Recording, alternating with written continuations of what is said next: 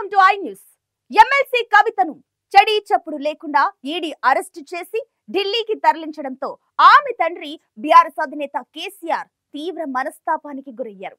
కవితకు బెయిల్ వస్తుందా, చాలా రోజుల పాటు జైల్లో ఉండాల్సి వస్తుందా అని న్యాయవాదులతో సంప్రదింపులు జరుపుతున్నారు.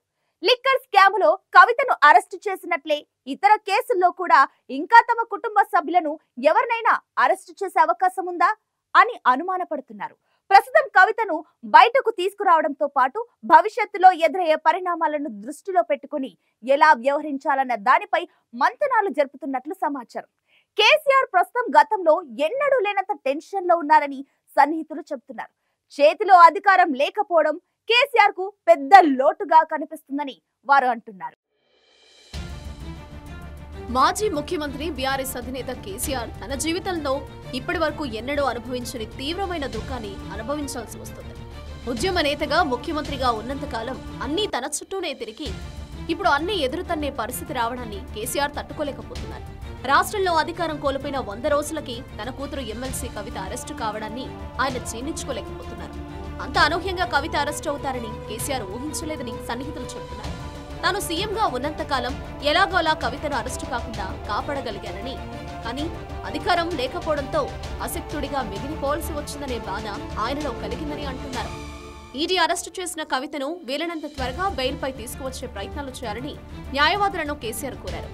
హైదరాబాద్ నుంచి ప్రత్యేక న్యాయవాదుల బృందాన్ని ఢిల్లీకి పంపారు. ఢిల్లీలోనే ఉన్న కేటీఆర్ తో వారు జత కలిశారు. ఢిల్లీలో కూడా సుప్రీంకోర్టు సీనియర్ న్యాయవాదులతో కేటీఆర్ మాట్లాడుతున్నారు.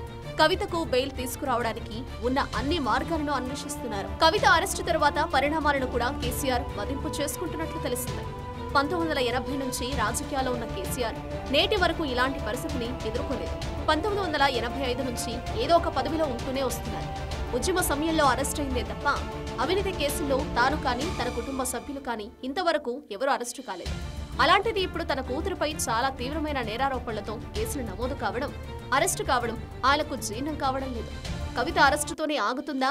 కేంద్ర రాష్ట్ర దర్యాప్తు సంస్థలు మిగతా కేసుల్లో కూడా ఇదే విధమైన దూకుడు ప్రదర్శిస్తాయా అనేది కేసీఆర్ను తీవ్ర టెన్షన్లో పెడుతున్నట్లు చెబుతున్నారు.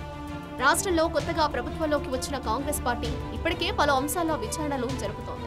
కాళేశ్వరం ప్రాజెక్టు డిజైన్లు, టెండర్ల విషయంలో సిపి ఘోష్ ఆధ్వర్యంలో విచారణ సాగుతోంది. హెచ్ఎండిఏ అనుమతులు, ఓఆర్ఆర్ లీజు వ్యవహారంలో విజిలెన్స్ విచారణ జరుగుతుంది. ధరణి పోర్టల్ అక్రమాలపై విచారణ కమిటీ తన పని తాను చేసుకుపోతుంది. సెక్రటేరియట్ నిర్మాణం, తెలంగాణ భవన్ నిర్వహణ విషయంలో కూడా చిక్కులు వచ్చేలా ఉన్నాయి. ఇలా డజనుకు పైగా అంశాల్లో తాను తన కుటుంబ సభ్యులు బోను ఎక్కాల్సిన పరిస్థితి రావడంతో కేసీఆర్ ఆందోళనకు గురవుతున్నట్టు తెలిసిందే. ఈ విషయంలో న్యాయస్థానాల్లో పోరాటం చేయడంతో పాటు రాజకీయ వ్యూహాలకు కూడా పదును పెట్టాలని కేసీఆర్ భావిస్తున్నారట. కేంద్రంలోని బీజేపీ ప్రభుత్వం, రాష్ట్రంలోని కాంగ్రెస్ ప్రభుత్వం తనపై తన కుటుంబ సభ్యులపై రాజకీయ కక్ష సాధింపు చర్యలకు పాల్పడుతోందని ఆరోపిస్తూ ప్రజల్లోకి వెళ్లడమా, లేక అధికారంలో ఉన్న పార్టీలో రాజీకి పోవడమా, ఏది ఉత్తమమైన మార్గమనే కోణంలో ఆలోచనలకు పదును పెట్టినట్టు తెలుస్తోంది. కవిత అరెస్టు గురించి ప్రజలు ఏమనుకుంటున్నారు? ఈ అరెస్టు బీజేపీ, కాంగ్రెస్ కుట్ర పని చేసిందని బీఆర్ఎస్ చేసిన ఆరోపణలపై ప్రజల స్పందన ఏమిటి అనే విషయాలను కూడా కేసీఆర్ ఆరా తీసినట్లు సమాచారం. గత ఎన్నికల్లో అధికారం కోల్పోయిన తర్వాత బీఆర్ఎస్ పార్టీకి చాలా మంది నాయకులు గుడ్ బై చెప్పారు. పార్లమెంట్ ఎన్నికల్లో అభ్యర్థులు కూడా దొరకని పరిస్థితి ఎదురైంది.